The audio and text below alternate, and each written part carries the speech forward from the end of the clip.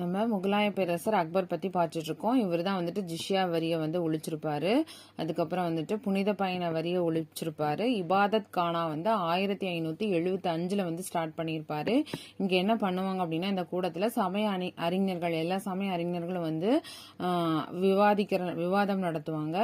இந்து சமயம் வந்து புருஷோத்தமன் மற்றும் தேவி, சமண சமயம் ஹீர விஜயசூரி, கிறிஸ்துவ சமயம் அக்குவாவியா மற்றும் மான்செராட்டா, சொராஸ்ட்ரிய சமயம் அதாவது பார்சி அப்படின்னு சொல்றப்படுற சொராஸ்ட்ரிய சமயத்துல வந்து மகாராஜா ராணா, இந்த மாதிரி எல்லாருமே வந்துட்டு இந்த இடத்துல கூடி இந்த இபாதத் கானால வந்து அவங்கவுங்க சமயத்தை பத்தின விவாதங்களை வந்து நடத்துவாங்க. அரசியல் விவகாரங்கள்ல முஸ்லிம் உலமாக்கள் தலையிடுவதையும் அவர் வந்து வெறுத்திருப்பாரு.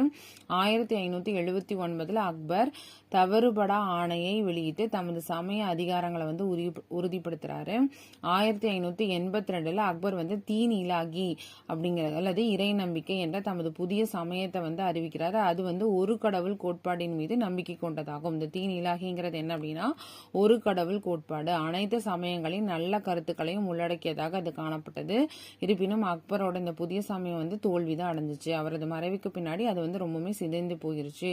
அக்பரது வாழ்நாளில் கூட பீர்பால் உள்ளிட்ட 15 பேர்களே அக்கோட்பாட்டை வந்து ஃபாலோ பண்ணியிருப்பாங்க. அவரோட அந்த தீன் ஹிலாகி அப்படிங்கிற இறை நம்பிக்கை கோட்பாட்டை பார்த்தோன்னா ஒரு 15 பேர் மட்டும்தான் வந்துட்டு ஃபாலோ பண்ணியிருப்பாங்க. அக்பர் தனது புதிய கோட்பாட்டை ஏற்கும்படி யாரையும் வந்து அவர் வலியுறுத்தலாம் இல்லை. அவர் ஸ்டார்ட் பண்ணியிருப்பார், ஆனால் யாரையும் வந்து அவர் வலியுறுத்த கிடையாது. இவரோட பொது நிர்வாக முறை எப்படி இருந்தது அப்படின்னு பார்த்தோம் அப்படின்னா, பேரரசு வந்து சுபாக்களாக பிரிக்கப்பட்டது. சுபாக்கள் வந்து சர்க்கார்களாகவும், சர்க்கார்கள் பர்கானாவாகவும், பர்கானா வந்து கிராமமாகவும் பிரிக்கப்பட்டுச்சு.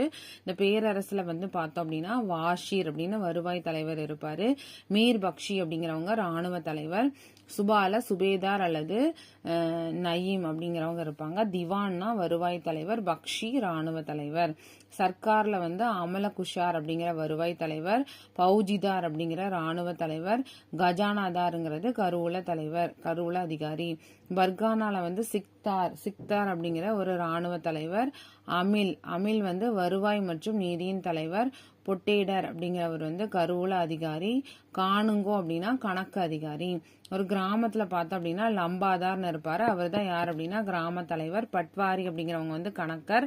சவுத் கிதாரி அப்படிங்கிறவங்க வந்து காவல்காரர். சவுத் கிதாரிங்கிறவங்க என்னது காவல்காரர். ஸோ அவரோட நிர்வாகம் எப்படி இருந்ததுன்னா பேரரசு, சுபா, சர்க்கார், பர்கானா, கிராமம் அப்படின்னு சொல்லிட்டு இருந்தது. பேரரசு, சுபா, சர்க்கார், பர்கானா, கிராமம். பேரரசு, சுபா, சர்க்கார், பர்கானா, கிராமம் அப்படின்னு சொல்லிட்டு இருந்துச்சு.